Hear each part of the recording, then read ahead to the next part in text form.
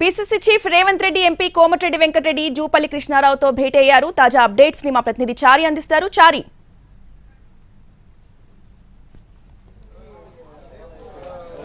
కొద్దిసేపటి క్రితమే PCC chief Revanth Reddy అలాగే కోమటిరెడ్డి వెంకటరెడ్డి ఇద్దరు కలిసి జూపల్లి నివాసానికి చేరుకున్నారు. ప్రస్తుతం జూపల్లి బయటికి వచ్చారు. జూపల్లితో పాటుగా కోమటిరెడ్డి వెంకటరెడ్డి అలాగే పార్టీకి సంబంధించినటువంటి నాయకులు చేరికకు సంబంధించినటువంటి అంశం మీద కొంత ఆసక్తికరమైనటువంటి పరిణామంగానే జరుగుతున్నటువంటి నేపథ్యంలో జూపల్లితో మాట్లాడేటువంటి ప్రయత్నం చేద్దాం.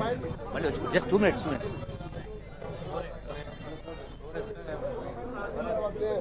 రైట్, జూపల్లి నివాసంలో ప్రస్తుతం ఈ సమావేశం అనేది కొనసాగుతుంది.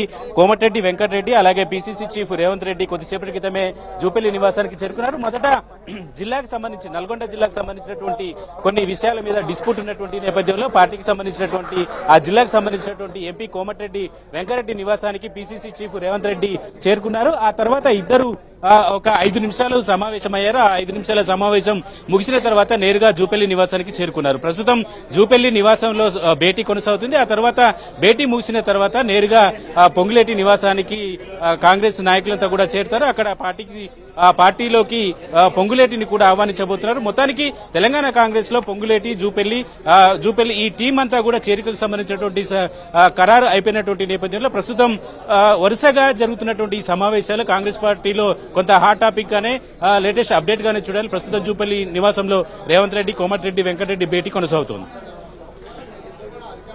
రైట్, థ్యాంక్ యూ చారి.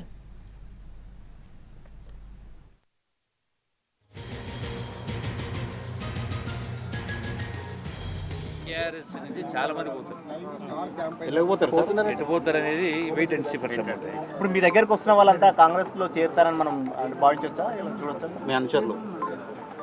ఒకటి మాత్రం వాస్తవం గతం మళ్ళీ చెప్పిన